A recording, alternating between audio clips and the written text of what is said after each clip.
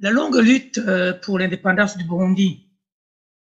Mon approche va mettre en évidence trois périodes. Celle de la résistance du roi Mwezi Gisabo contre les invasions de l'esclavagiste Rumariza en 1884 et des colons allemands en 1896 qui s'est soldée en perte de l'indépendance en 1903. Puis suivra la période de la récupération de l'indépendance politique en 1962 et enfin celle de l'acquisition de l'indépendance économique dès 2005.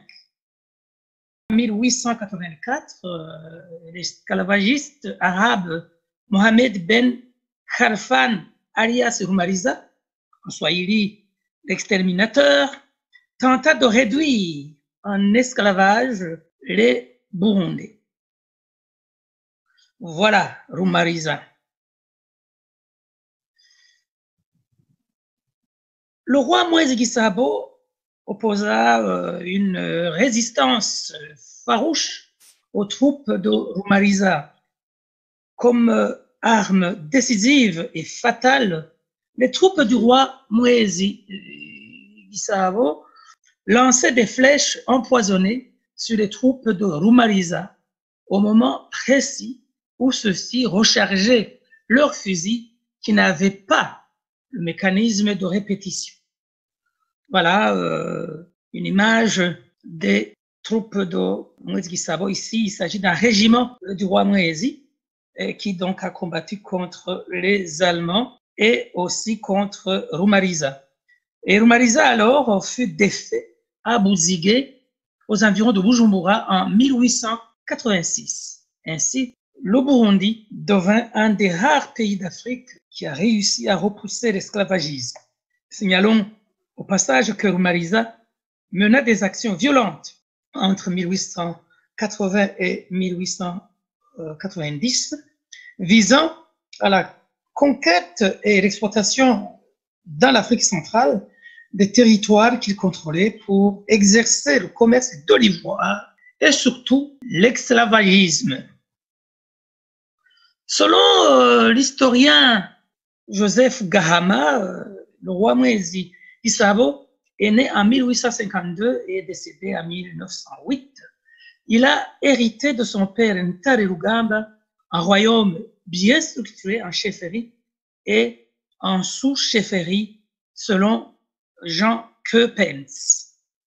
Au moment où les premiers Européens arrivent au Burundi, cette grande monarchie des Grands Lacs est-africains a déjà ses frontières et son organisation.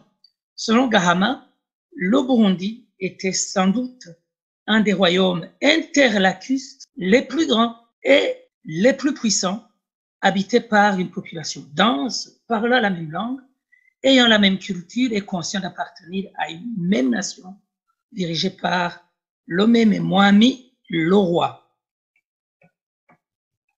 Ici, vous voyez la zone interlacuste entre le lac Victoria, le lac Tanganyika et aussi le lac Kivu. Il ne faut pas perdre de vue que l'Obuha, le Buhangaza, le Bukufi, le Bushi, ça c'est côté du Congo, le Buferero et le Buvira faisaient partie du Burundi.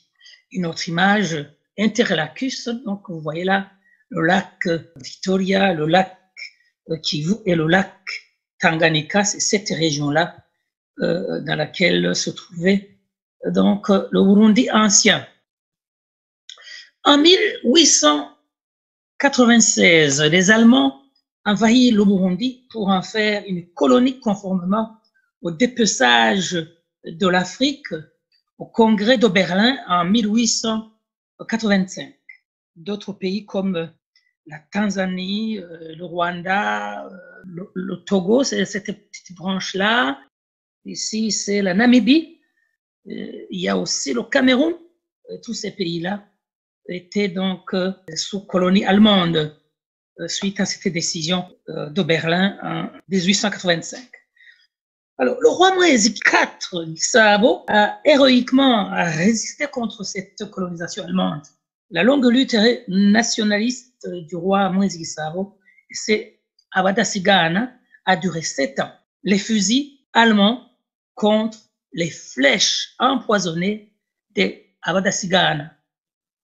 Les Burundais avaient fini par pratiquer une véritable stratégie de guérilla. Selon l'historien professeur Nsanze, le roi Mwezi changeait de résidence, tantôt à Muramvya, tantôt à Mbuye, tantôt à Kiganda et ailleurs. Tout ça pendant 7 ans.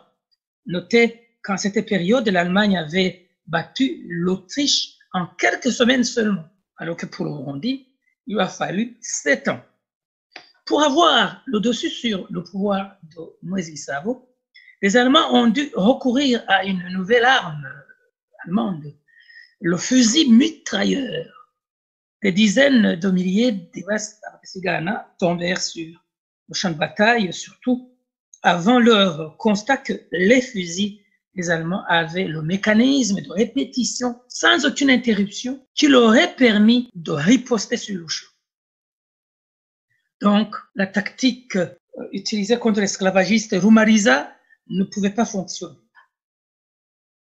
Ensuite, les Allemands ont appliqué la stratégie de divide ut impere, ça veut dire diviser pour régner, en dressant le gendre du roi, Machoncho, contre son beau-père, le roi Mwezi Gisabo, et en opposant le prince Kirima contre son frère Mwezi Gisabo. Tous les deux descendaient du roi Tare IV.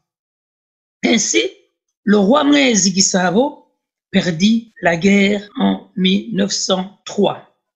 Donc le Burundi venait de perdre son indépendance. Avant cette année-là, le Burundi était politiquement et économiquement indépendant. Le roi Moïse Gisabo apposa le 6 juin 1903 une signature forcée sur le traité de Kiganda sous l'œil policier du chef des premiers colons au Burundi, le résident Robert von Bering.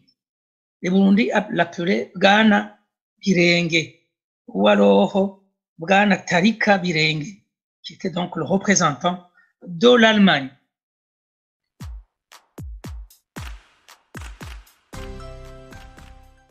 « 1950. Cette année marque la reprise de la longue lutte pour l'indépendance par l'agronome Paul Mirelekano, soutenu par les Swahili de Buyenzi, quartier de Bujumbura, selon l'historienne Christine de Laurier.